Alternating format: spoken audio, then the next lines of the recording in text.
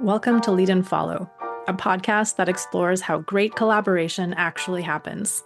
I'm your host, Sharna Fabiano, author of the book Lead and Follow, The Dance of Inspired Teamwork.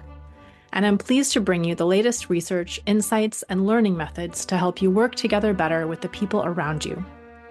I help founders, solopreneurs, and new leaders become great at collaborating because I've seen how much more becomes possible when people integrate their ideas, perspectives, and strengths in a practical way.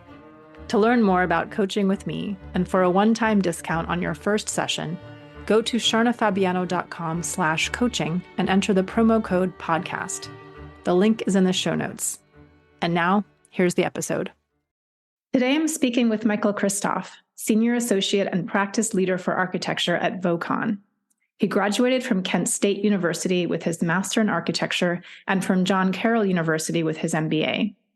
Throughout his career, Michael has worked on various project types, developing expertise in both corporate headquarters and mixed-use multifamily projects.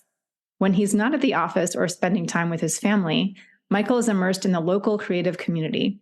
He has organized PechaKucha Night Cleveland since 2008, served on various nonprofit boards in the arts and education communities, organized international design competitions, and served on the board of directors for the American Institute of Architects Cleveland chapter for many years, where he is currently serving as president.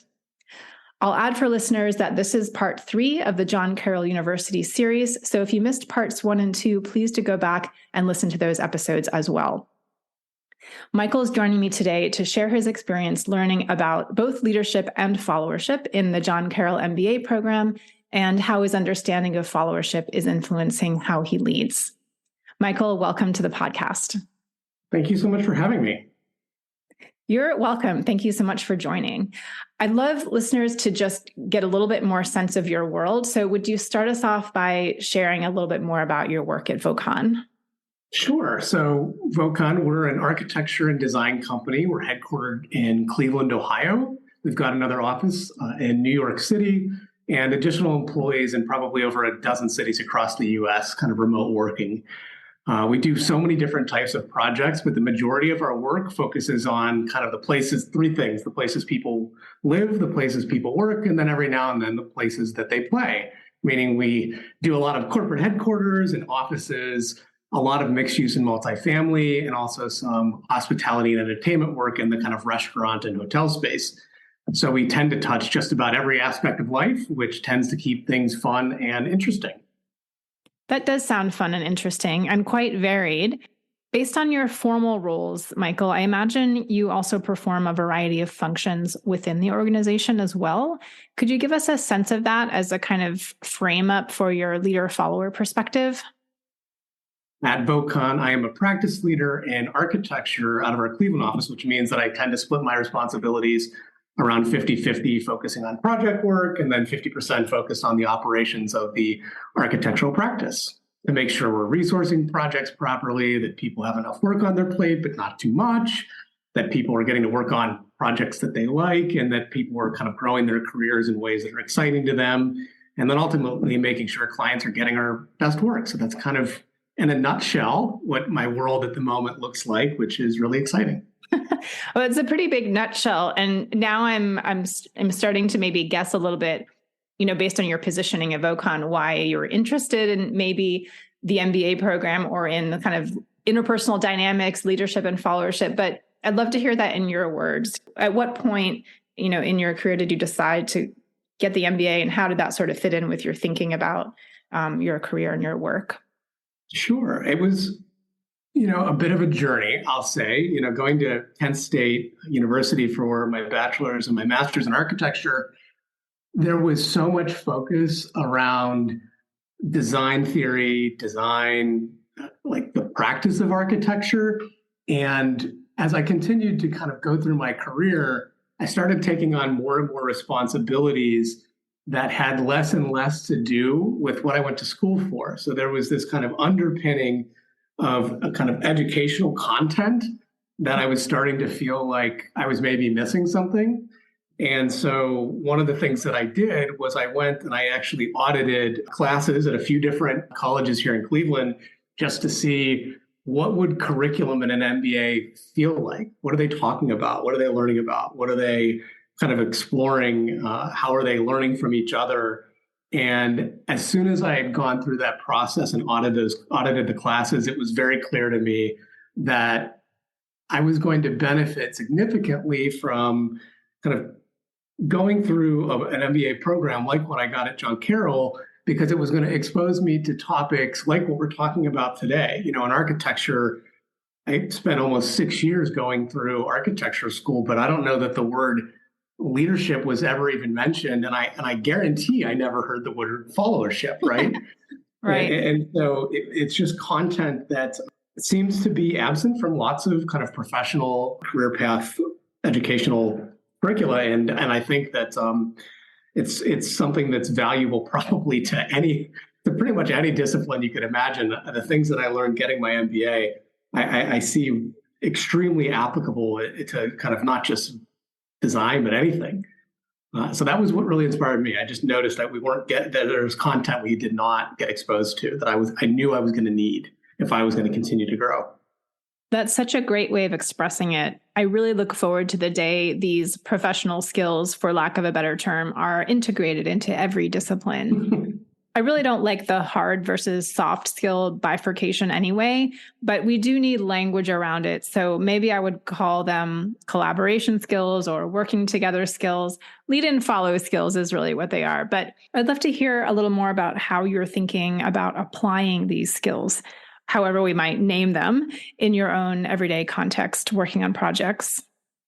Absolutely. I mean, when you were the way you were talking about that and the kind of bifurcation of soft and hard skills, I mean, I actually see the majority of what I learned in that program as kind of amplification skills. So they made me much more capable of handling far more complex situations. If you just took an example of, you might learn a way to get through a project. It could be any discipline, right? But until you are exposed to some of the leadership kind of concepts, you might not understand that, like, hey, you're not going to be able to solve every single situation going through the same path. And you need to look at your team and understand the dynamic between who's showing up, what are they like on that day. And during the MBA program, some of the things that they did, and this is probably some of the most useful things. It was admittedly painful at the time experiencing it, but, they run you through these scenarios where, I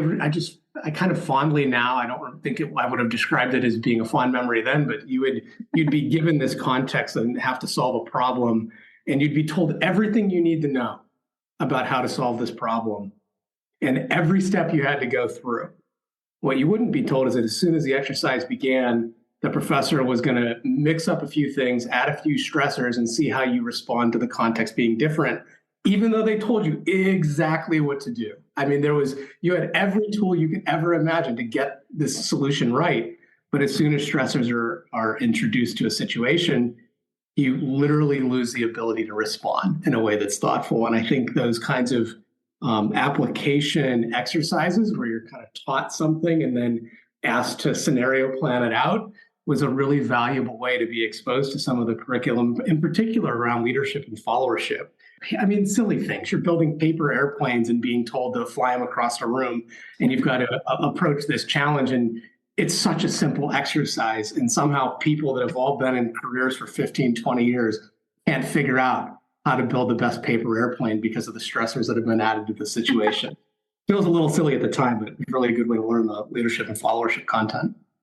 No, it really is. And, that's, I think, one of the major challenges in taking so-called classroom learning or book learning out, into the quote real world is it's never the same, every day is different. There's different stress. There's some sort of constraint all the time, some sort of friction or some sort of unpredictable factor. So how great that you had that kind of laboratory experience. I want to, of course, go a little more into the followership. And I know that's a new concept for a lot of people and a lot of programs. So what do you remember about encountering that either in one of these airplane assignments or somewhere else, in the program? Well, I remember seeing it for the first time in one of the Leadership Lab courses and at John Carroll. And what was interesting is, number one, that I'd never heard that word before. So it was a very new concept to me. And when you think about when you're first introduced to followership, the first place at least I went was, okay, I've been in my career for 5 years. I'm still a follower, and I'm going to kind of continue following because I got lots of stuff to learn. And then you're 10 years in your career and you're like, well, I'm still a follower because I got a lot of stuff to learn. And then you're 15 years in your career and you're like, well, I'm still a follower. And at some point I'm going to be a leader, but I'm still figuring some stuff out. And then 20 years, it's the same thing. And what you discover when you get into some of the literature is that at every single point in your career, you are constantly, if you're going to exist as the best version of yourself, you're going to have to ebb and flow in and out of being a follower, being a leader, because every situation, every conversation, every project has a moment in time where people need to play different roles. And I never really thought about it that way. It always felt a little more hierarchical. I was thinking it was like, well, I was a follower until I got really smart, and then I could be a leader. and it became very, very clear that is not the way that it works, because it's not about where you're at in your career. You might need to step up and lead, anything as small as a conversation or a presentation up to a company-wide initiative. And at all of the points in your career, you're going to have to understand when you need to play which role. And it was hard to start to process that, because it's easy to read it in the pamphlets and in the book. Mm-hmm. But when you're sitting there at work and lots of things are coming at you, having the wherewithal to recognize, what's the right seat for you to be in at any given time is actually really hard. Yeah, I love that you kind of pulled out this stereotype we all have, we all, speak for myself, that many of us have, that you don't get to be a leader until you're the expert or till you're like the smartest person in a room. And I think that is such a dangerous assumption we take on, for the reasons that you've just laid out, that good work doesn't happen that way. So we desperately need more language, like to describe, okay, in which situation and how do we decide who leads in which situation and who follows, and what does that mean? Well, and how do you establish a conversation in a way that people feel comfortable playing all of those roles? I mean, one of the things I'm sure lots of listeners will kind of relate to this. You're sitting in a room and a question gets asked, and everyone turns to the woman who's in charge or the guy who's in charge for the answer. And when that happens and I'm in the room, I cringe quite a bit, because it means that I have not established an environment where people feel like they can contribute at that level and they're looking to me for the answer. And that's, I don't generally think, a good place to be, because it immediately sets up the dynamic of the stereotype you mentioned, right? That there's a hierarchy there, and the answer's got to come from someone with this title or that title. And that's not always the case. Yeah. Really, really good point. And I'm suspecting that because you have this heightened awareness now, that you do things sort of deliberately to generate an environment where people do feel freer to talk. Or I just wonder how you've thought through that, and if you have done anything specific. So what's really interesting about that question is that I think I've become much more aware of it. And my batting average, I'll say, I'm not one for sports comments usually, but my batting average goes up when I have enough time to kind of reflect on this stuff. One of the things that I think happens in lots of places, and lots of businesses do this, right? You have executive coaching you bring in, or you have some kind of a learning program, and you might engage with this content for an afternoon, and you grab 40 people and you talk about leadership and followership. I think what's really complicated is, what do you do next week? After it's been 3 days, you had this amazing afternoon where everyone had an incredible alignment around something like this topic, and then you're back into the work. And so what I try to make space for as much as I can is enough space in my life, in my head, to kind of reflect on this stuff and re-engage with it, because it's not enough to have gone through the program. You really do have to engage with it often enough that you're living it and acting it. And I also think it's important to kind of surround yourself with people who, when you're maybe not living into it, are comfortable enough to kind of raise their hand and nudge you a little bit. And I can't say that I've always been perfect at that, but I hope that I've gotten better over the past few years. And there's a few people here at Vocon that I rely on heavily to kind of remind me of these types of things. And if you can build a network of that kind of relationship with people, I think you're going to be much better in a much better position to get these things right more often than not. Yeah, those are just two really great takeaways. I want to underline those. So one is, kind of shifting our mindset almost from we do one training, we're done, to no, we have to build in a more ongoing commitment, to this, even if it's like, 10 minutes a week or whatever it is, because that's how we learn. It's how we actually shift, behavior and group dynamics, is that those like little steps along the way. So I think that's really great and important idea to take, and just, for listeners to think, okay, where in my work, am I going to build in this little time, even for myself or for my team? And then also the accountability buddy.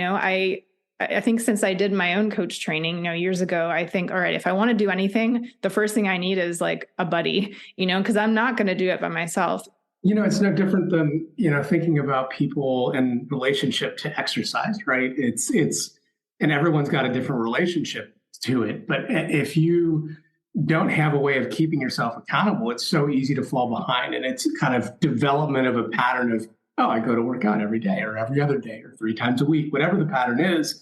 You're kind of developing this muscle of re-engaging with something that helps you build into a stronger person. And we're just, talking about different ways of being stronger. So I think it's a metaphor that's I think a lot of people can relate to. Yeah, it's the perfect metaphor. It's very much like a workout for your like relational muscles, I might say. But yes, 100% yes. I wonder if you have any other examples of how you've done that, for yourself or your teams at Vocon. One of the things we started doing a long time ago was we do bring a coach 4 times a year. Mm-hmm. And I find that cadence for a studio of around 40 people, 35 people, to be just enough to kind of trigger re-engaging with content and making people shift the way they think about kind of how they exist in the world, whether it's in the world or just a particular meeting that they're in. We've noticed that that's enough that people will actively start to kind of behave a little bit differently. I don't know that it's not going to shift anyone from one corner of the world to the other, but I think it is enough to kind of remind people about what's important in some of these relationship conversations. And I can even thinking about, you hear people referencing, hey, remember when so-and-so kind of came in and talked about this? I think what they were talking about is what we're experiencing. It also gives you a way of it not be about something that you believe. You're bringing content to the team, and this is anyone can kind of bring that forward because we all experienced it together. So I think that kind of coaching is really important, and anything companies can do to help people grow in ways that maybe they weren't trained in their degree and is specifically impactful, because you're not going to get it any other way. And if you don't engage with it, if it's once a year, I just don't think for most people that's just not enough. So we've found that kind of quarterly for our teams works pretty well. But I'd love to do it every other month, yes, but we just can't figure out a way to make that work for the 235 people that work for us. Yeah, no, I love that. Another great suggestion is, find a rhythm that's sustainable for you. And what I like about this strategy is that it's stimulating internal conversations about how you're working together. At least that's how I'm hearing what you're saying. Absolutely. And it becomes a shared learning experience, right? When you go through something like that, at least quarterly, everyone's learned the content at the same time. You've got this kind of foundation built together. Whereas if it's just once a year, you think about how often people are coming into companies, and especially if you're in a time of growth, which we've been for the past few years, if you're not doing this often enough, it becomes, oh yeah, 50% of the firm got to do this, but the other 50% that's new maybe didn't get to experience this yet. And you don't have the same foundation or kind of awareness of it. And so we're usually really proactive in making sure that whatever content has been talked about, it lives somewhere on our network. When people are onboarded, they're made aware that the content is there so they can engage with it too. And if you don't get to it, so you're only a quarter away from the next experience. Yeah, nice. I'd like to shift a little bit and ask you about leadership and followership in the world of design specifically. You've shared how diverse Vocon's projects are, and I know that as a company, you even define design quite broadly. So I'm curious to ask how you see the leadership and followership roles showing up within the design process, perhaps in different stages or at different moments in that trajectory. Sure. So the design process is probably defined differently by every single designer in the world. But when I think about it, there are so many things. Like, let's just take a building. Mm-hmm. So there are so many things that make a building work, right? You have to put in effort so that the building is beautiful. You have to put in effort so the building doesn't fall down.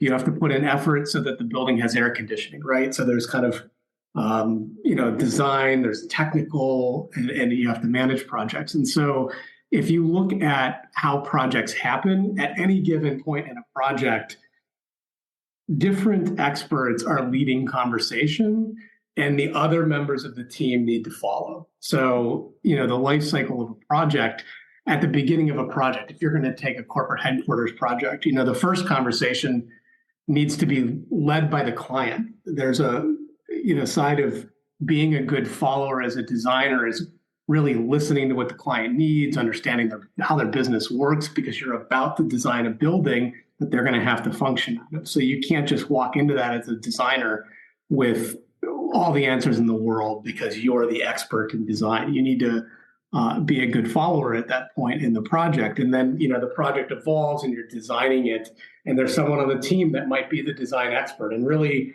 lots of people at that point are looking to them to lead. And they might be asking for perspective from other people because there are technical considerations that happen in a project during the design process, but they're really leading it as it unfolds to the point where you're getting closer to when they're going to build it. You might have a technical expert that steps up and is now leading and predominantly looking for a team of people to kind of follow as they execute the project technically so that a contractor knows how to build it. So I guess what I'm saying is, without trying to get too deep into like the business of architecture, is that every single project has people with different expertise and different perspectives that are on the project. And it's really important in the design process to make sure they're all at the table and that everyone has an ability to contribute the whole time, but that the emphasis is at the right time, because you really want the right people leading and the right people following in the right ways on a project so that it moves smoothly for a client. I don't know if that makes sense, but that's at a design process level is kind of how that I see that manifest a lot on projects. Yeah, it's beautiful. I have an active imagination. So as you're describing this, I was kind of seeing all these, like this matrix of people, through time, and like one would like light up like a light bright board. I don't know if listeners have that memory of the 80s light bright toy, but like light up, and then kind of dim, and then another one would light up somewhere else in another color. And the structure, I think, of the design process is actually, I think it applies to a lot of other fields, but it maybe is more visceral, and clear in a design project, especially something like a building that is serving so many different purposes. So thank you for laying that out.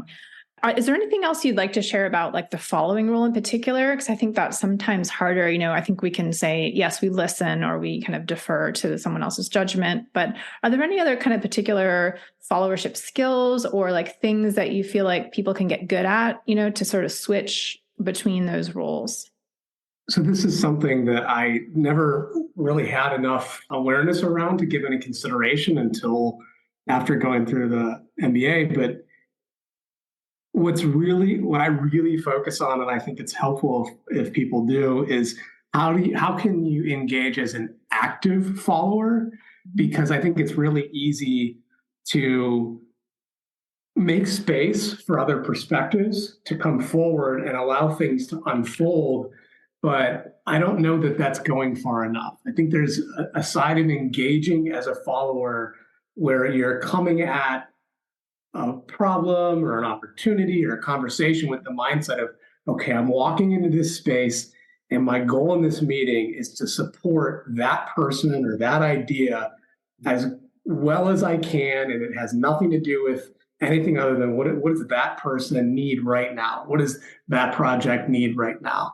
And I think it's really easy to be passive about it, but the more you can really reflect on what are the challenges who the person who is currently leading facing, and how am I complicit as a follower in either getting the results I'm excited about or not getting the results I'm excited about. I think it's really easy if you're currently sitting in a position where you're the follower to say, oh, well, we got bad results. I guess that's the leader's fault. Well, guess what? It's actually everyone's fault. And, we all own some piece of, there's a phrase that one of my professors who, Dr. Scott Allen uses a lot. He goes, at some point, we all have to recognize what piece of the dysfunction we own. And so you have to really think about, in any given situation, how am I supporting the people around me who are leading? And that could mean your boss, that could mean an intern who just started in their career, because it's not a hierarchy thing. It's about reflecting who's adding perspective at this given moment and leading a conversation or a project or a presentation, and how do you support them in making sure everything goes really well. I really appreciate that. And I do think we need to go beyond listening or making space, because it is more complex and rich, and particularly as we are in increasingly complex environments, and tackling increasingly complex challenges, I would invite listeners to think of what are all the ways you could support someone who's leading, right, in any given moment, and there are infinite number of ways. You can bring them a glass of water, you can bring them an article or a book, you can ask a provocative question, so many ways. But just asking that, how can I support, I think is a really generative question. So thank you for that. Absolutely. Yeah. Anything else you've discovered kind of since you had taken on this concept, this new set of skills that you'd like to share? Any guidance for others who might want to, start thinking about it? The only other thing that comes to mind is something that I'm working on right now, which is just how do you, it's one thing to think about, okay, we have an activity or a project or something going on, and right now I'm going to actively be a follower in this situation. And you kind of decide that, and that's the course of a project or the course of a presentation. But one thing I'm noticing is that the people that kind of I see do this best are actually looking at just about every single moment in time and just about any single interaction they're having, noticing when do they need to lean into leading a part of a conversation. They get very, very granular about what is the right cadence of stepping in and then stepping back out and supporting. And I think that's really, really difficult to do, because you have to be so zoned in to what the challenge is on the table, what's the context of the conversation. I think that so much being remote now makes it interesting, because you don't have all the physical context and body language when you're having conversations with people. There's really interesting things that happen. And I think we have a challenge in trying to kind of exercise that muscle and really understanding when do people need supported and when are people looking for you to step in. But that is what I am focused on right now, because I have definitely not figured it out. But I'm definitely working on it. Yeah, thank you. Thank you. Again, more awareness building, right? And a really sensitive level. I kind of want to circle back to leadership here as we're kind of coming to a close. We've talked, a lot about followership, which I love doing. Has all of this kind of contributed to your leadership, your formal leadership, in ways that you can measure or notice? Measuring leadership development, I think, is a really complicated thing to think about. Where my head went is that I do know, not because I know myself well enough, but I've been told by people that I've very, very specifically asked. That's actually something we had done in the program, was discovering new ways to ask for feedback about how you're performing and getting much more candid feedback from people about how you've developed as a person. And I can say that over time, going through the program and getting feedback and learning more about this, going through these experiences with colleagues and seeing how that influences the way that I kind of exist in the world, I do know that it has made me a better listener. It's made me better at supporting other people.